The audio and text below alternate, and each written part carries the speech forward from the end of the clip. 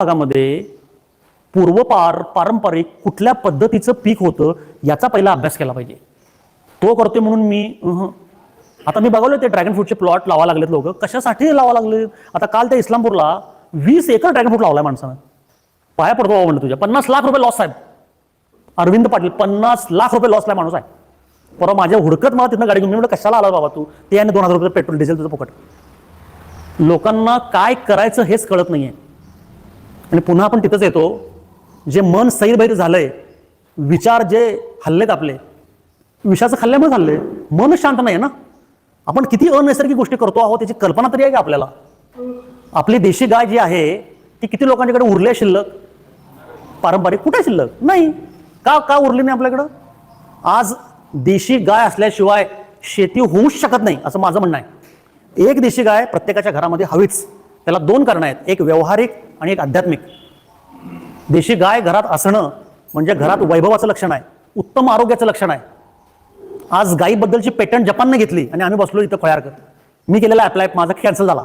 जपानने घेतला अप्लाय. देशी गायचे 4 पेटंट त्यांच्याकडे आहेत. देशी गायचं महत्व आपल्याला कोणी सांगितलंच नाही. स्वित्झर्लंडला मी गेलेलो, 5000 गायींचा गोठा बघितला. आपल्या घरात आपण लेकरांना ज्या पद्धतीनं प्रेमानं वाढवतो तसं गायीनं लाडात ठेवलंय, तिथं प्रेमानं ठेवलंय. आणि आमच्या गायी कसायाकडे दिल्या आम्ही. काय उपयोग नाही, दूध काय दिना, नुसतं खातेच. हे आपले उत्तर आहेत. आपल्याला अध्यात्म माहीत नाही, सांगितलं नाही आणि आपल्याला ते जाणून घेण्याची वृत्ती पण नाही. देशी गायचं इतकं महत्व आहे. एक देशी गाय तुमचं 20 एकरचं रान करू शकते, एवढं त्यात ताकद आहे. आणि भगवंतानं एकमेव प्राणी असा निर्माण केलाय की ज्याला सूर्यनाडी आहे. हे माहिती आहे आपल्याला कोणाला? तुम्ही शेतकरी तुम्ही आहात. गायीच्या पाठीवर जे वशिंड असतं ना गोल, आपली भारतीय गाय जी आहे, म्हणजे कुठलीही गाय, कोकण गिड्डा असू दे, ही असू दे, तुमची गीर असू दे, भारतातल्या सगळ्या प्रजाती बघा तुम्ही, प्रत्येक गायीच्या पाठीवर वशिंड आहे का नाही? ते वशिंड म्हणजे सूर्यनाडी. यार इंडिया कितना आगे बढ़ रहा है नहीं, पर इन्वेस्ट कहाँ करूं? इंडेक्स म्यूचुअल फंड से शुरू कर, इंडिया बढ़ेगा, सेंसेक्स उठेगा. आहे का नाही? ते वशिंड म्हणजे सूर्यनाडी. जगातला एकमेव प्राणी आहे सूर्यनाडी असलेला. त्याचं आध्यात्मिक आणि हेल्थ वाईज जबरदस्त महत्व आहे. जर त्या वशिंडावरून तुम्ही दररोज 2 मिनिटं हात फिरवला प्रेमानं, जसं की आपण कुत्र्या मांजराला जवळ घेऊन प्रेम करतो, नुसतं वशिंडावरून हात फिरा. ज्यांच्या कोणाचे ब्लड प्रेशरची गोळी चालू असेल, 8 दिवसात ब्लड प्रेशरची गोळी बंद. तुमच्या बॉडीमधला ब्लड प्रेशरची लेवल नॉर्मल करते नाडी ती. सूर्यनाडी म्हणजे कॉस्मिक एनर्जी ओढून घेण्याची रिसिव्हर आहे. तो पॉझिटिव्हिटी ओढून घेते गाय स्वतःकडे. म्हणून गायीच्या सहवासात राहिलं तर अनेक रोग बरे होतात. गायी बरोबर राहिलं तर घरचं वातावरण आनंदी होतं, घरात चांगलं आरोग्य होतं. हे संशोधनाचे निष्कर्ष आलेले आहेत, आपल्यापर्यंत पोहोचवलेच नाहीत ते. यातली एक गमतीचं उदाहरण सांगतो. मुंबईला अंबरनाथ आहे ना, कल्याणजवळ, तिकडे माझ्या एका मैत्रिणीचा भाऊ IT इंजिनियर आहे. 2 लाख रुपये त्याला पगार होता. आणि त्या पोरग्यानं 4 वर्षापूर्वी अचानक नोकरी सोडली आणि गायीचा गोठा काढला. सगळ्या घरादाराने शिवाय 2 लाख रुपयाची नोकरी सोडला आणि गोठा. काय तुला काय म्हणले, काय तुला ते शेण बिन काढायला जमणार आहे काय? पहिल्यांदा लोकांना काय वाटलं, ते A2 दूध वगैरे आहे ना, आता तूप काय 3-4 हजार रुपये लिटर त्या नादाला लागला काय? दूध बीध नाही म्हटला. बिहारी मुलं 2 ठेवलाय, 20-20 हजार रुपये पगाराची, शेण आणि मूत्र काढायला. आणि मला म्हटलं, मला त्या मैत्रिणी फोन त्याला शिवाय म्हटलं, मूर्खारखं वागालाय.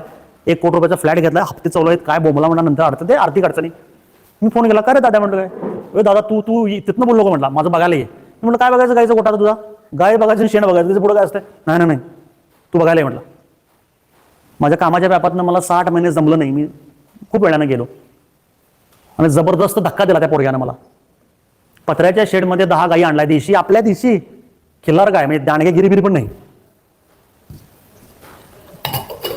BMW घेतलेला 5 सिरीज 60 लाख रुपयाची, AC ऑफिसमध्ये बसलाय.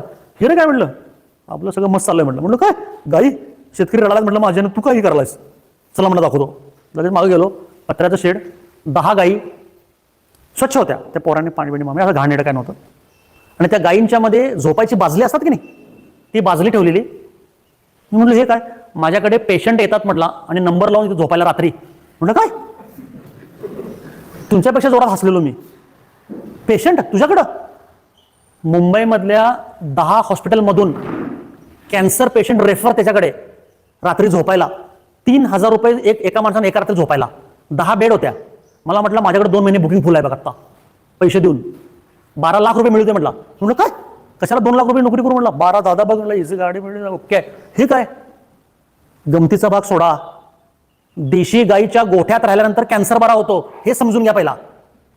जपानकडे आहे त्याचं पेटंट, तेच मी अप्लाय करायला गेलेलो, पहिला फटक्यात माझं पेटंट उडालं. कॅन्सर बरा होतोय गाईच्या गोठ्यात राहिल्यावर. कुठे आहेत आपल्या गाई?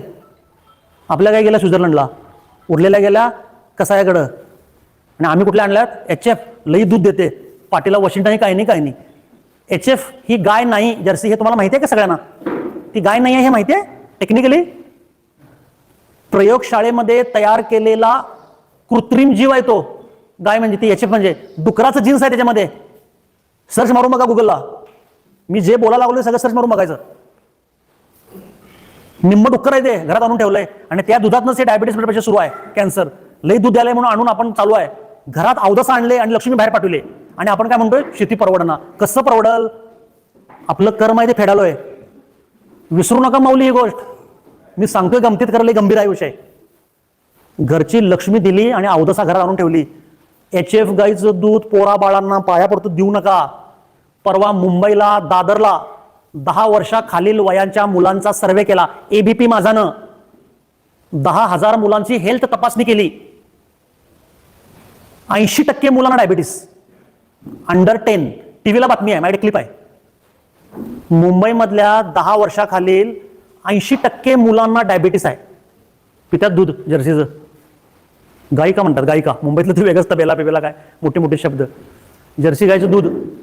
किती प्रॉब्लेम सुरू झाला आहे आज. लहान मुलांना कसले कसले आजार सुरू आहेत.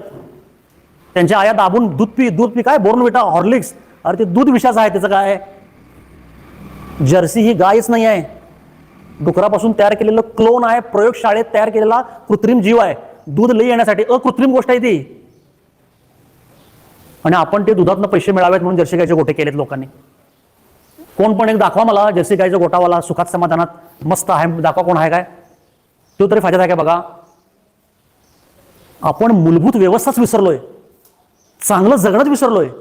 केंद्रस्थानी जगण्याच्या पैसाच आहे फक्त आपल्या. आणि पैसा मिळवण्यासाठी आपण किती अनैसर्गिक गोष्टी करतोय.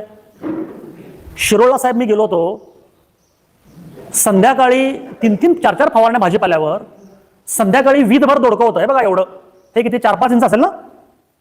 दुसऱ्या दिवशी सकाळी एवढं होतं, इंजेक्शन मारलं. हे योग्य आहे? हे नैसर्गिक आहे? आणि ती दोडकी आपण खातोय म्हणजे आपल्या पोटात काय जात आहे हे लक्षात घ्या. चिकन आणून खायला लागलोय आपण 150 रुपये किलोचं. स्टेरॉइड इंजेक्शन देतात त्या कोंबडीला. तिला चालता येते काय, उभारता येते कोंबडीला? त्या 42 ते 46 दिवसामध्ये 2.5 किलो कोंबडी होते. ही वाढ नैसर्गिक आहे का? निसर्गता कोंबडी होते? आपल्या घरातली कोंबडी 46 दिवसामध्ये 2.5 किलोची होते काय? 6 महिने लागतात कोंबडी मोठी व्हायला.